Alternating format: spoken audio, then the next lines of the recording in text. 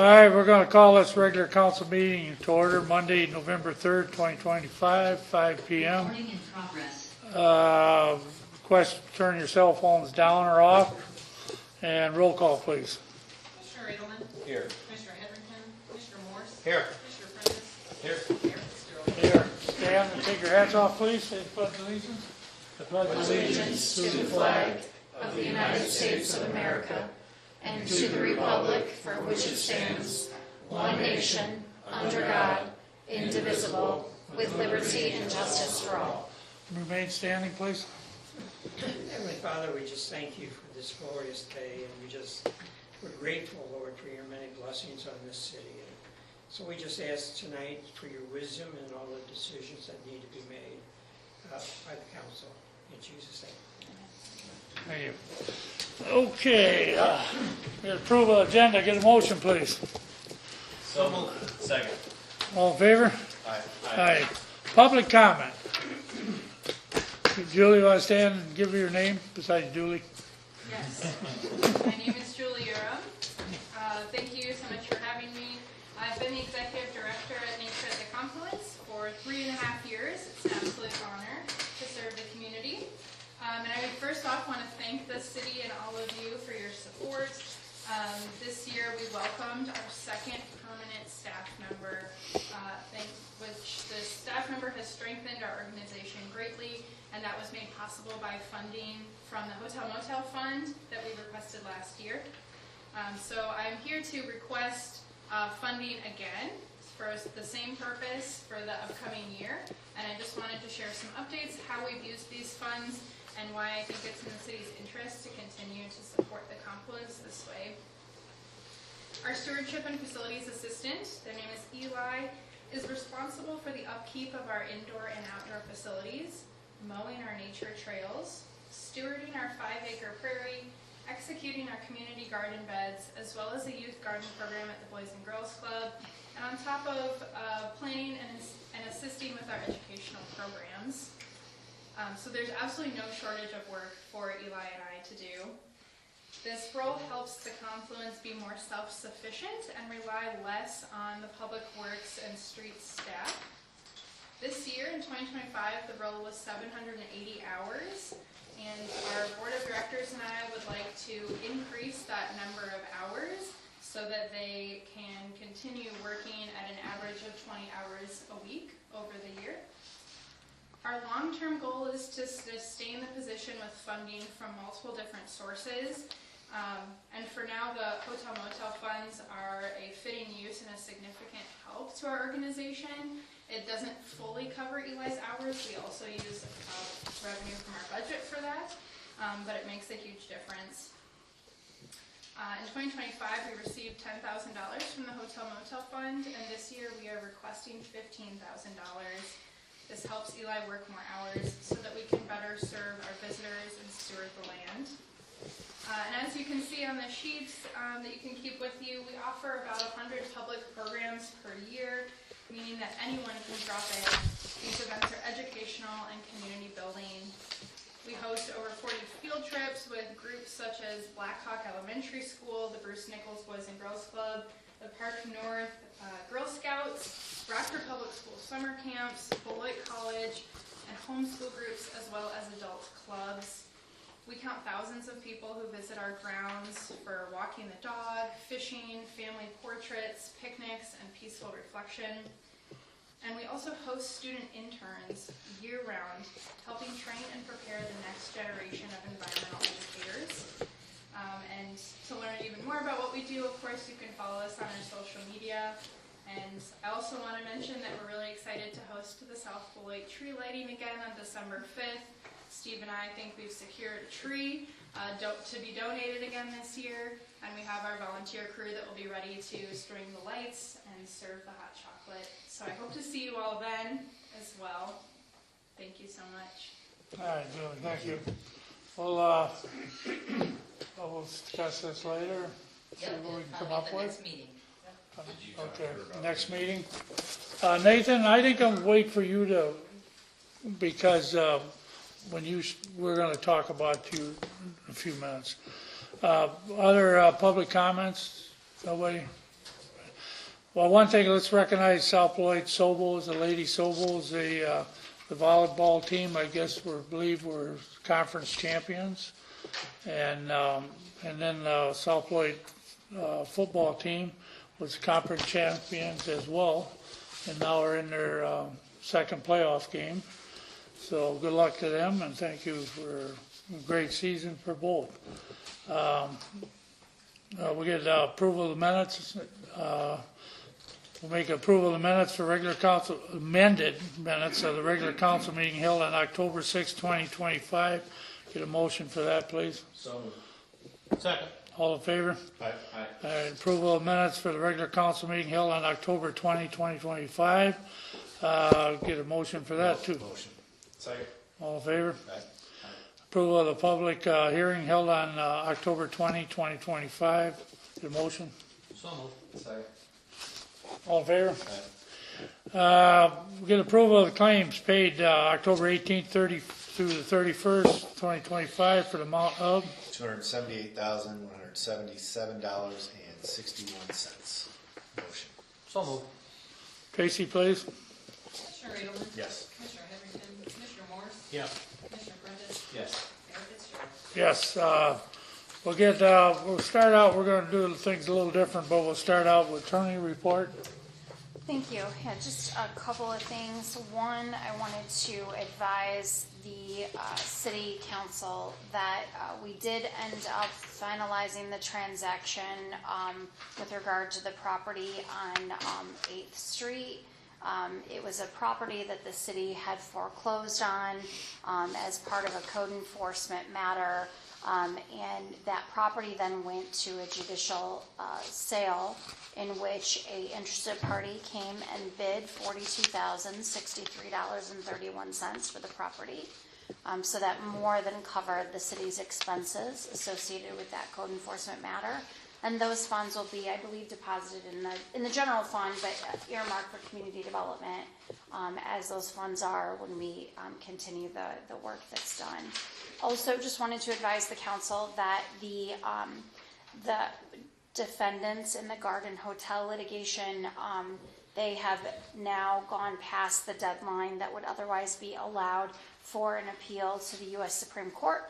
So the decision of the Illinois Supreme Court and the appellate court is now, it stands as final. So that case is over as it relates to the acquisition of that property, and we continue to pursue collection to see if it's possible to collect any part of that $8 million judgment. But the property is now forevermore entitled to the city of South Beloit until the city decides what it's going to do with the property down the road. It was a long 5 years. Yes, it was. Yep. Does that mean now you have to mow it? Yes, we have to maintain the property. Well, hey, Steve, we got some more work for you. That's a good report. Thank you. Yep, no problem. Plus, a win for finally got a big code thing pay us. That's We good. did, yep. Sonia, you want to start out, and then we'll have Chief give his report, and then I'm going to go through on the council report. Go ahead, please. Sure, I really don't have much to report. Don and I are trudging through our budget process so that we can have the first draft of that next week, Monday. But I will not steal the thunder on the brief chief search update. I'll say that for Commissioner Morris. Okay, thank you. Chief, you want to give your report, please? Okay, thank you. Everybody should have a copy. This is for July, September 2025, third quarter. Started with a statistical overview. I'm pretty happy with the work everybody's been doing. The calls for service went up 20% from last year, and 16% from last quarter. I guess unfortunately traffic crashes were also up 33% last quarter. But our city ordinance violations shot up 75% from last quarter, and that's largely due to us. We stopped giving warnings for the, odd even parking and started issuing citations. And then criminal arrests were up 3%, and traffic tickets overall up 10% from last quarter. So they're doing a really good job. As you know, we train a lot. We have our department-wide trainings that everybody does, and then we do the specialty trainings. You'll see in this report there's a lot of trainings for instructors. We try to do a lot of in-house instruction, and it saves us from having to travel to Rockford or wherever the training might be. So we have a lot of firearms, taser, rapid deployment type instructors. Next are the charts, the fancy charts that I will continue from Kim. And then we'll just go back to the back page, miscellaneous events and updates. We currently have 18 active and compliant sex offenders in South Beloit. They note their FOIA request, 50 requests last quarter, and also you'll see how many pages and how much time. That time is not how much time it took them, because one 20-minute video could take them 3 to 4 hours. So this is 6 hours and 41 minutes of actual video. As far as how much time it took her to do it, it's, they don't track that, but it's a lot. We seized one vehicle. It's a 2017 Ford Escape. This was what we call Article 36. This individual was charged with aggravated fleeing, and that one's pending in court. We didn't receive any funds this quarter for asset forfeiture or for these seizures, but I know there's some coming, so probably in the next quarter we have $5,000 to $6,000 coming to us. Detective Sergeant Reed was called out as a member of the Integrity Task Force to help investigate a death at the county jail. We received 3 grants this quarter: $10,000 from IPNG, $16,000 from the Illinois Attorney General's Office Organized Retail Crime Grant, and then the $15,000 grant for our Axon cameras. We hired Ezekiel Kaiser. He's due to graduate December 18th, and from what I understand, he's doing an excellent job in the police academy.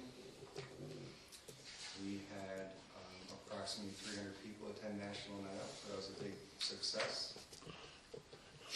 Sergeant Rodenbach assisted with the fatal crash in Rockford as part of the MCAT team. If you remember, that's the Major Crash Assistance Team that we have a couple members on in the department. The officers stopped down at the city park for the day of fishing. It sounds like that was extremely successful. We also had representation at the Family Day at the Church of Christ. We hired Ella Turine as our new administrative records clerk, and we completed our CJIS leads audit. Several officers conducted ride-alongs with interested applicants, as well as students from the South Beloit High School's college and career readiness program.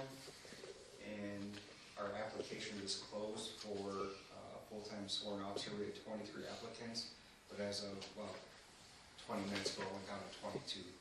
I got an email from a guy that just can't make the test, and we don't have a makeup date for it, so we're down to 22, and I'm pretty happy it's a good start.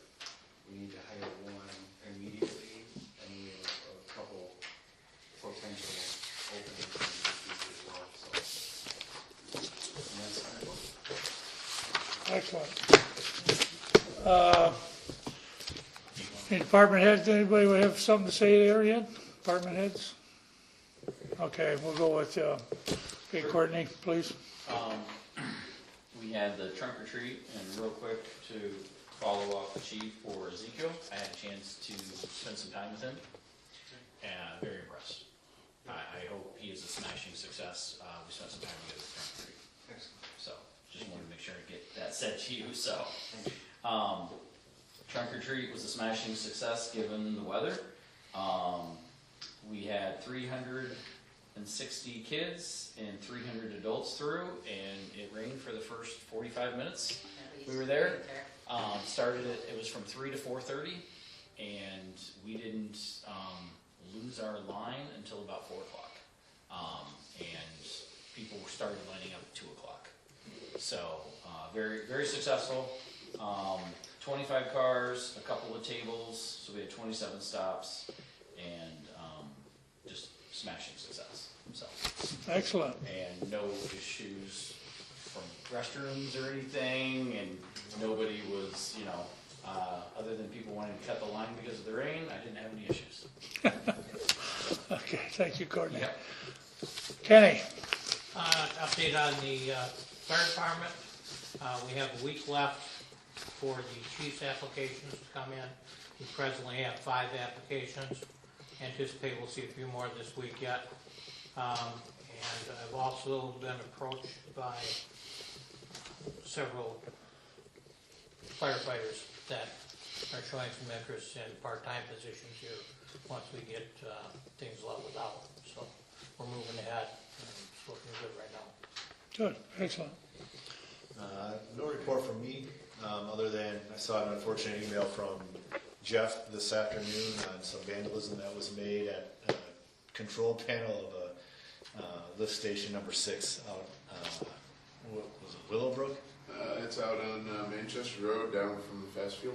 Yeah, 3 bullet shot at the case, so. Yeah, one of our control panel front door has 3 bullet dents, I guess. Would have been from the road, which is about 50 feet away. And had it actually gotten through the casing, you say, what, about $50,000 worth To of get damage? yeah, to get everything that's in there fixed and replaced, it'd be a $50,000 bill, maybe more, depending on how much time we're down. If that would happen, is that just on us, or do we have insurance for anything like that? Just curious. I'm sure we have insurance, We but do have insurance, yeah. 50,000, we may or may not have it on a claim, probably. Wow. It's 15, 20, and I have to try to absorb. Yeah, I get that. I wouldn't have been surprised if we had like a $25,000 threshold or something, so that's why I was curious at 50 if we would have had insurance for that. Hey, Ryan? That's it? I don't have anything, only that I contacted Ford Motor Company a couple times to no avail. But we have a $26,000 bill for a new motor and new articulated system underneath it, and there's nothing we can do about it but put it in, and otherwise we'll be out an ambulance. And we got another ambulance up there right now that's going through similar things. So I don't know. I wrote, like I said, I've had a couple contacts with Ford and told them I discussed, but they didn't really listen to me much, I guess. So we'll just keep contacting them and see if I can bug them enough where they can get some relief. Okay. Moving on, we'll move into discussion and on our motion items. Discuss approve ordinance 2876, amending section 10, base district intent, regulation and uses of chapter 118 zoning regarding allowance of auto-related uses as a special use in urban transitional UT zoning district. Get a motion, please? We're going to let Shauna start with this. Let you explain it, Yeah. and then we'll. So this is in the zoning district for the urban transitional. We did not have an allowance for anything auto-related, so we needed to add that in there. So that's what this ordinance is for. In the new ordinances, the new zoning ordinance, anything to do with automobiles has to be used, and it has to be covered under a special use permit.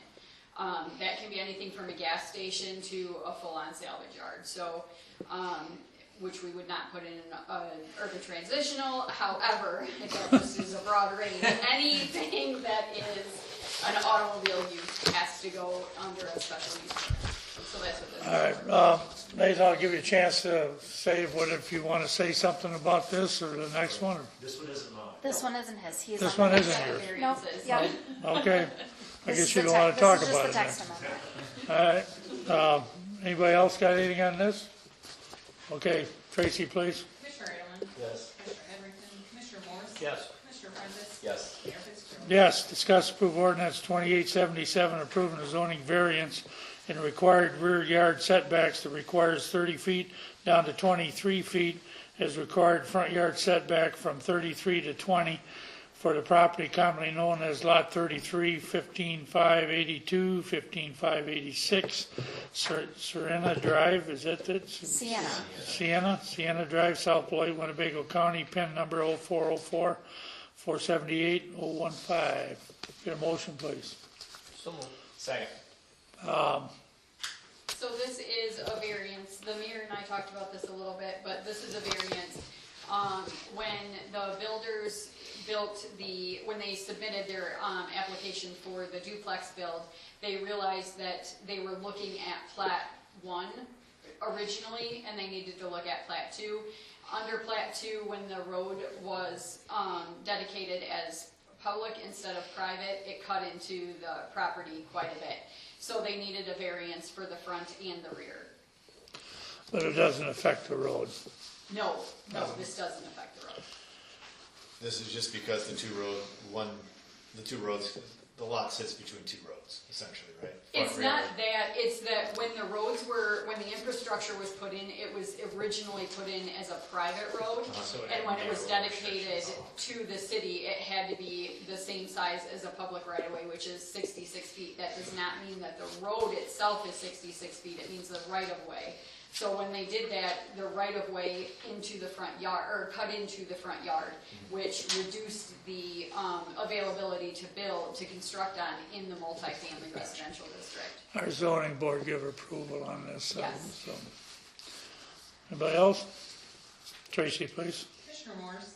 Yes. Commissioner Prentice? Yes. Commissioner Edelman? Yes. Commissioner Heatherington? Mayor Fitzgerald? Yes, discuss approve ordinance 2878 approving the variance of required front yard setbacks 33 feet down to 16 feet for properties commonly known as Lot 36, 15602, 15604, 15606, and 15608.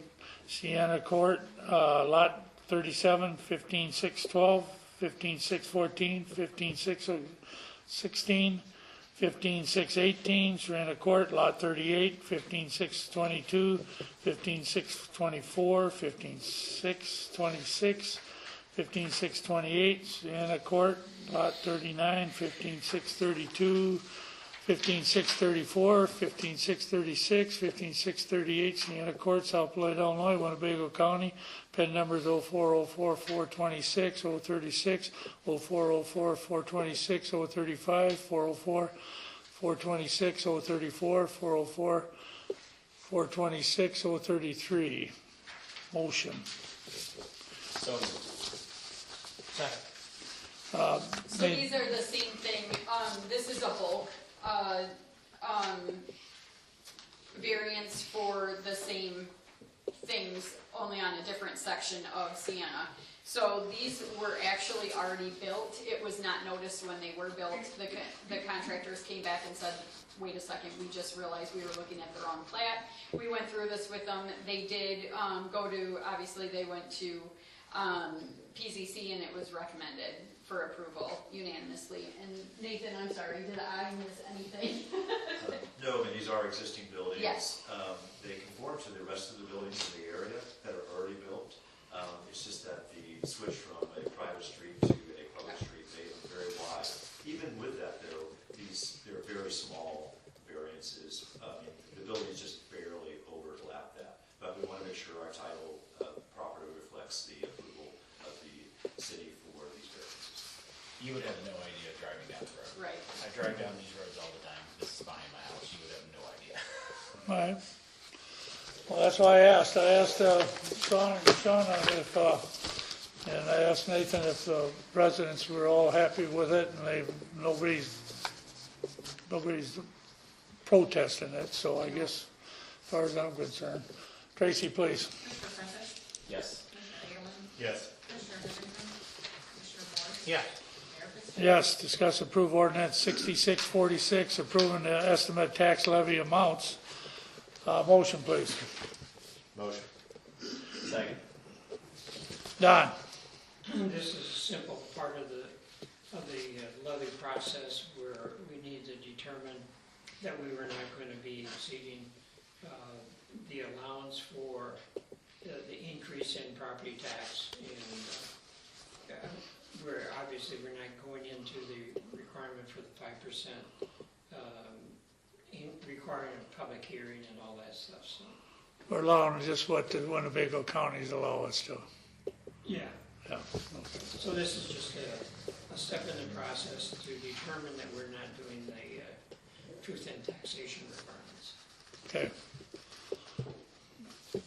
Tracy. Commissioner Edelman? Yes. Commissioner Heatherington? Commissioner Morris? Yes. Commissioner Prentice? Yes. Mayor Fitzgerald? Yes, discuss approve resolution 6647, approve professional service agreement, proposal for fairground regarding assessment of existing lean-to storage building on 624 Eastern Avenue for the amount of $2,100. Motion, please. So moved. Second. I can take this one, Mayor. I told Brandon he did not need to be here just to handle this one item, but basically we've gotten this proposal skinnied up as best we could. Brandon is going to handle taking some pictures and some preliminary reporting prior to the structural engineer writing a report and doing final touches on it. So the amount that you have before you is as skinny as we could get it, and this is to evaluate the lean-to and determine if we can salvage the roof and the beams, maybe just push down the block wall that is starting to lean, and then maybe do just like some other kind of siding around the two edges that kind of need it. We would really like to save the lean-to. We had a bid done this year as part of our facility improvement CIP. It was like $120,000 to repair the lean-to. That didn't work for our budget, so we are looking at ways to knock down the wall and back on our own that is closest to the railroad tracks, and see if there's something else we can do to kind of save the rest of the structure. This is the space that Keep Northern Illinois Beautiful uses for our recycling drop-off, so we would really like to keep it for them. It's a good flow, a good setup. We're trying to shrink our footprint, but this lean-to really does have a purpose and a need, and well, we can save it. So this is an effort to try to do something different with the lean-to. Tracy, please. Commissioner Morris? Yes. Commissioner Prentice? Yes. Commissioner Aielman? Yes. Now, what we all been waiting to hear. Motion to adjourn. Motion. Second. All in favor? Aye. Aye.